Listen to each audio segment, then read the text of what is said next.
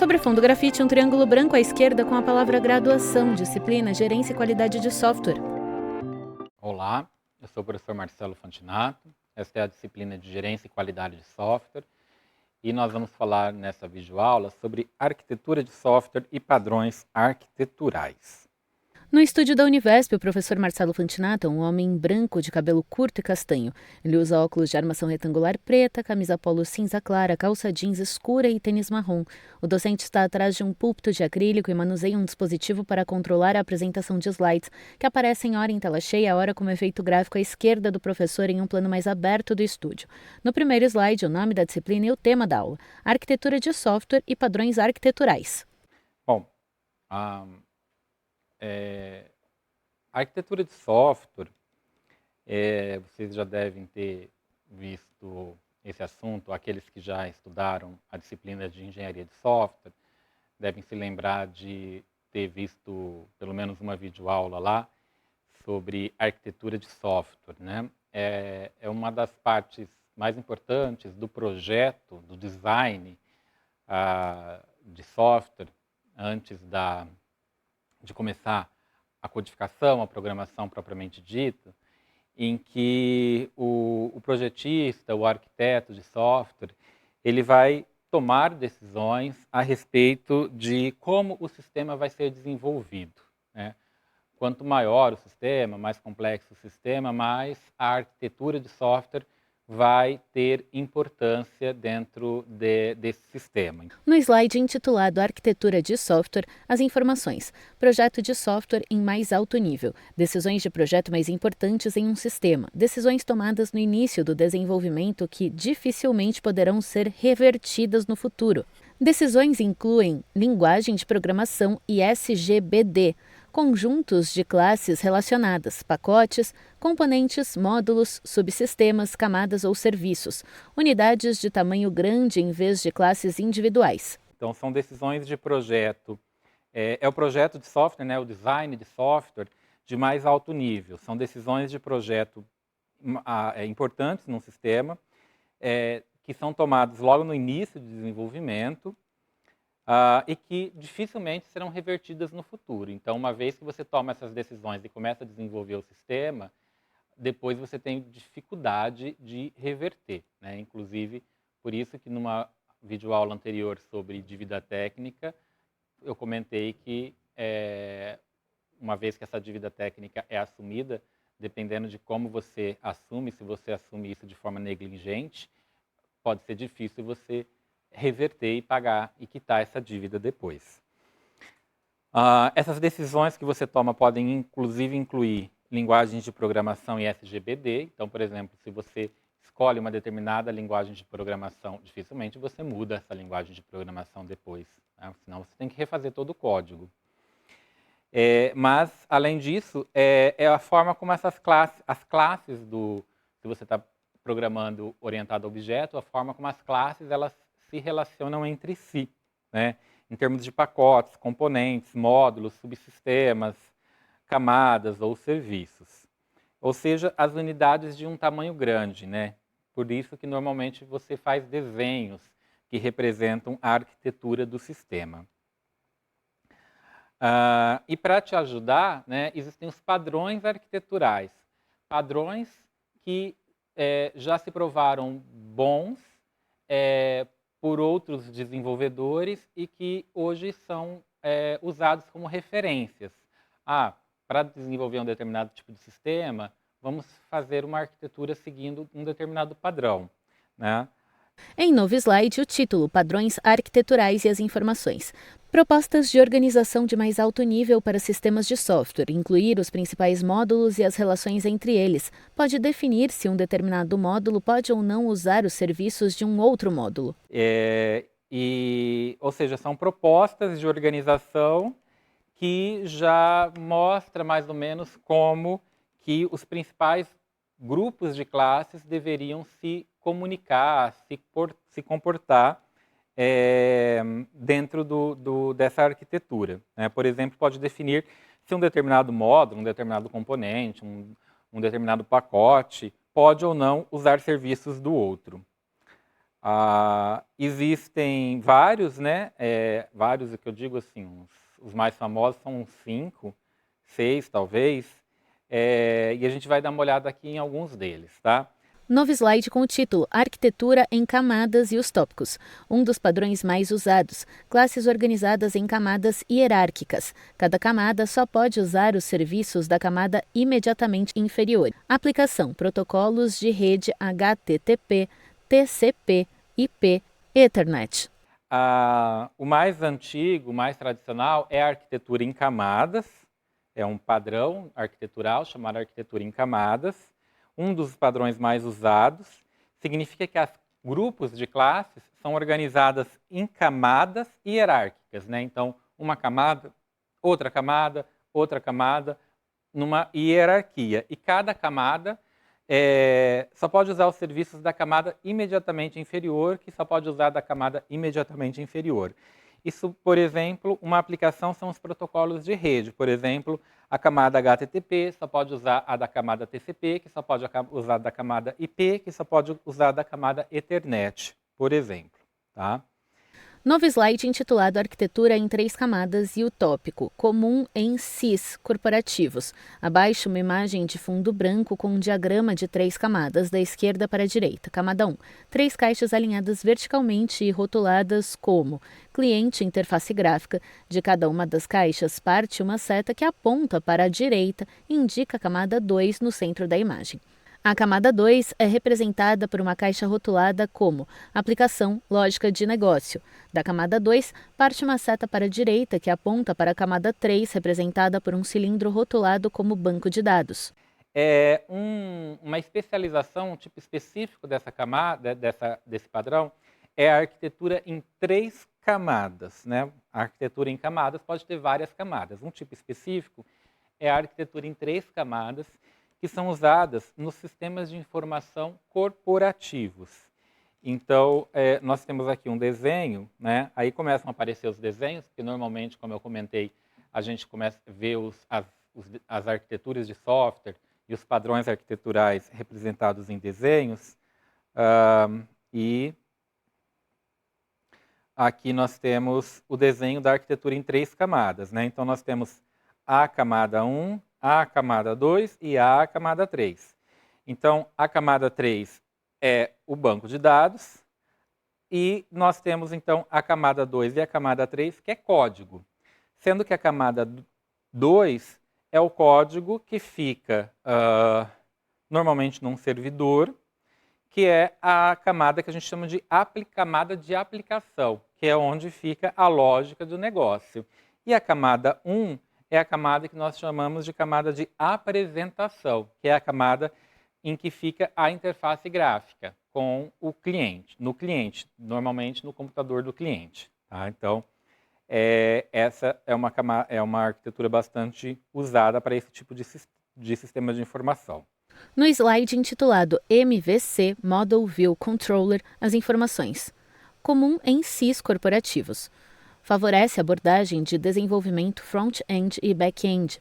Abaixo, imagem de um diagrama composto por retângulos. A interface gráfica é representada por um retângulo horizontal com 2 quadrados dentro. O quadrado da esquerda representa visão e o quadrado da direita representa controladores. Entre os 2 quadrados há uma seta tracejada dupla. De cada quadrado parte uma seta tracejada para baixo. Ambas apontam para um terceiro quadrado, fora da interface gráfica, rotulado como modelo. Tem também uma outra camada que ainda é mais famosa atualmente, padrão arquitetural, que é o MVC, o Model View Controller. Muitos de vocês já devem ter ouvido falar ou até mesmo já usado. Tá? Também são três componentes, como em 3 camadas, mas eles não formam 3 camadas hierárquicas. Veja que eles não estão de forma hierárquica. Né? Na verdade, se a gente for olhar, são 2 camadas hierárquicas. A visão e controladores no mesmo nível e depois o modelo no nível inferior. Então, se a gente fosse chamar de camada, seriam 2 camadas, só que a camada de cima, na verdade, é dividida em 2 partes. Né? Então, se a gente voltar aqui, olha... O professor retorna ao slide anterior, com o diagrama arquitetura em 3 camadas, onde indica a primeira camada com os 3 itens nomeados cliente e interface gráfica. Em seguida, o docente volta ao slide intitulado MVC, Model View Controller. Se a gente volta aqui, na verdade, é como se essa aqui da interface gráfica fosse dividida em duas, tá? Bom, voltando aqui, então nós temos a visão e os controladores, que fica na interface gráfica, e o modelo. Isso também é comum nos sistemas de informação e favorece uma abordagem de desenvolvimento boa para dividir o front-end do back-end. Então, aqui nós temos o front-end e aqui nós temos o back-end. O professor refere-se aos quadrados visão e controladores como front-end e o quadrado modelo como back-end. E aí, então, a gente pode ter a dúvida, né? Mas qual a diferença dos 3 camadas para o MVC? Na verdade, elas acabam, hoje em dia, sendo usadas em conjunto, principalmente para os sistemas web, certo? Em um novo slide intitulado 3 camadas versus MVC, um diagrama que representa a arquitetura MVC Web. No lado esquerdo, 3 caixas idênticas alinhadas uma embaixo da outra e rotuladas como cliente, browser. De cada caixa, partem setas para a direita que apontam para um retângulo que representa a aplicação web e está dividido verticalmente em 3 partes: visão, controladores e modelo. Do retângulo aplicação web parte uma seta para a direita que aponta para um cilindro rotulado como banco de dados. Abaixo do diagrama estão as informações Frameworks para implementação de sistemas web que se denominaram Frameworks MVC, Spring para Java, Ruby on Rails, Django para Python e Cake PHP. Por quê? Na verdade, o que nós temos? Hoje em dia, nós temos sistemas padrões, o padrão 3 camadas, em que a camada do meio das 3 camadas, na verdade, ela é desenvolvida como o MVC, certo? Então, aquela 3 camadas, na camada de aplicação, a aplicação dentro dela é feita usando o MVC. Então, lá naquela 3 camadas, nós temos a apresentação, a aplicação e o banco de dados. A aplicação, por sua vez, é feita usando o MVC, certo? MVC, ok? No retângulo Aplicação Web, o docente circula modelo ao falar M, visão ao falar V e controladores ao falar C. E isso ficou popularizado principalmente pelos frameworks para implementação desses sistemas web que se denominaram frameworks MVC. Por exemplo, Spring para Java, Ruby on Rails, o Django para Python e o Cake PHP, certo? Na verdade, eles são mais que MVC porque eles são em 3 camadas. Mas os 3 camadas não são o MVC. As 3 camadas são essas 3 maiores aqui. O MVC é uma das 3 camadas. E aí isso acaba criando uma certa confusão no nosso entendimento, tá certo? Novo slide intitulado Microserviços e os tópicos. Módulos são separados em serviços, processos, distintos, autônomos e independentes. Baixo acoplamento.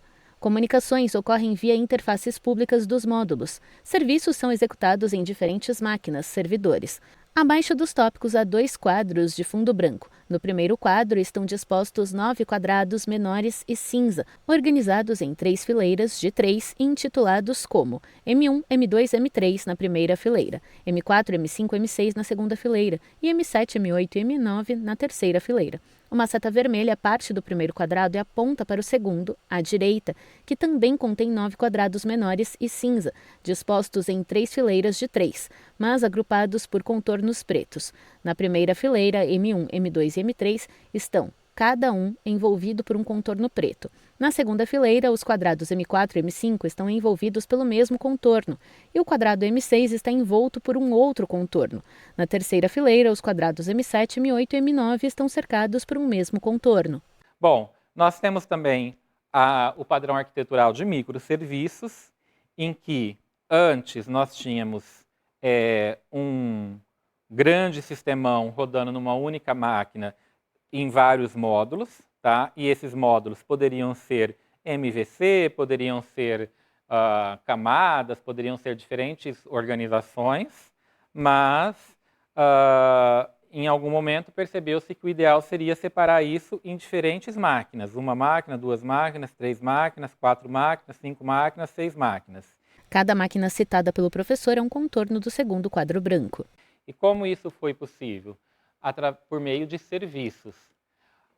Mais do que serviços, microserviços. Né? A diferença entre serviços e microserviços é que serviços, eles são serviços maiores e microserviços fazem coisas bem pontuais, quase como se fossem crudes. Né? Serviço apenas para incluir, serviço apenas para excluir, serviço apenas para consultar e serviço apenas para excluir algum dado num banco de dados. E aí, então, nós temos um acoplamento muito baixo dos sistemas e a comunicação ocorre via interfaces públicas desses módulos, desses serviços. Tá? É uma outra forma com as suas vantagens também, principalmente para você poder ter esse baixo acoplamento. Novo slide com o título Arquiteturas orientadas a mensagens e os tópicos. A comunicação entre clientes e servidores é mediada por um terceiro serviço que tem a única função de prover uma fila de mensagens. Clientes são produtores de informações, enquanto servidores são consumidores/processadores de informações. Mensagens: FIFO, registro ou objeto, comunicação assíncrona.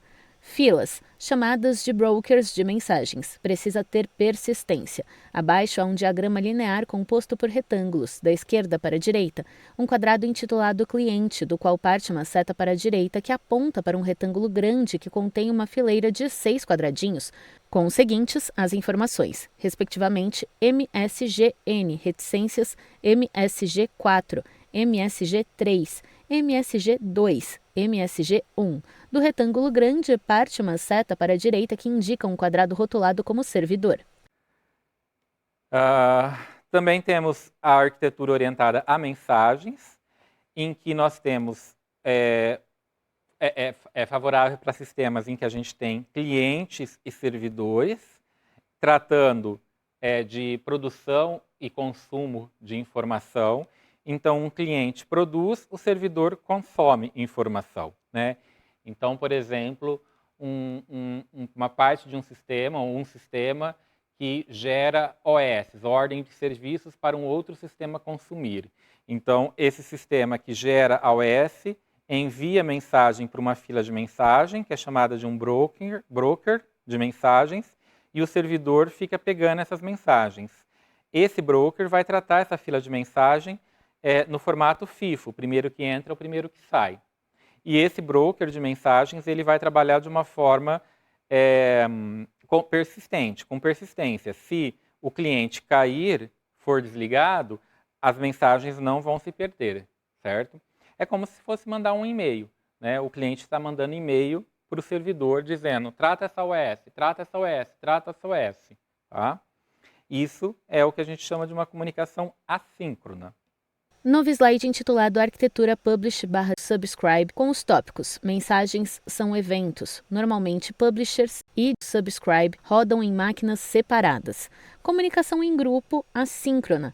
Abaixo um diagrama com um retângulo vertical ao centro que representa serviço Publish/Subscribe. No lado esquerdo do retângulo estão 4 caixas alinhadas verticalmente e rotuladas como publicador. Cada caixa está conectada ao retângulo central por uma seta nomeada Publish, parênteses vazios. No lado direito do retângulo central há 4 caixas alinhadas verticalmente rotuladas como assinante.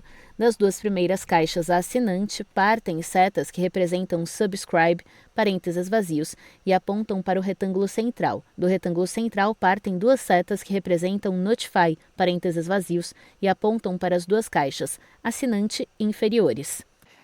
De uma forma parecida, nós temos também as arquiteturas Publish e Subscribe. É um pouco parecida com os de mensagem, mas a diferença é que, enquanto naquela anterior você tem o cliente mandando uma mensagem para um servidor, aqui nós temos um publicador publicando uma mensagem que pode ser enviado para diferentes interessados. Uma mensagem podendo ir para diferentes interessados, mas esses interessados eles precisam se inscrever para receber aquelas mensagens. No slide com um diagrama de exemplo composto por retângulos interligados por setas para a direita, o diagrama inicia com o sistema de vendas conectado ao serviço Publish/Subscribe, que origina 3 setas Notify, parênteses vazios, cada uma indicando um sistema de milhagens no lado direito. Então, nós temos aqui um exemplo de um sistema de vendas que publica uma mensagem e essa mensagem vai ser enviada por meio de notificações para o sistema de milhagens, o sistema de marketing, o sistema contábil. É um sistema de vendas de passagens aéreas, tá? Por isso que o sistema de milhagens vai receber essa mensagem. E aí você poderia ter aqui um outro sistema também publicando uma mensagem que poderia não necessariamente ir para os 3, só para aqueles que se inscreveram previamente para receber também aquelas mesmas mensagens. Bom, gente, isso é uma visão geral de vários padrões arquiteturais e quando você vai desenvolver um sistema, você então precisa entender qual é aquele padrão que mais se adequa a você. Se você tiver sorte, existe um padrão que já se adequa perfeitamente a você e você segue aquele padrão arquitetural, desenvolve uma arquitetura daquele jeito para você. Ou, se você não tiver sorte, você está trabalhando com um sistema mais diferente e você precisa então pensar numa arquitetura própria para você. Mas isso acaba sendo bastante raro. A maioria dos padrões arquiteturais de hoje já atendem quase todas as necessidades mais comuns. Ok? É isso. Obrigado. Sobre fundo branco, 2 retângulos vinho e cinza alternam-se nas laterais. No centro da tela, os créditos em letras pretas. Governo do Estado de São Paulo. Secretaria de Desenvolvimento Econômico, Ciência, Tecnologia e Inovação. Universidade Virtual do Estado de São Paulo, Univesp. Presidente Rodolfo Jardim de Azevedo. Diretora acadêmica Simone Telles. Audiodescrição, Núcleo de Acessibilidade Flicts. Roteiro Samara Oda. Revisão Keiko Trida. Consultoria Sidney Tobias. Gravação Leandro Ribeiro. Narração Thaís Lenk.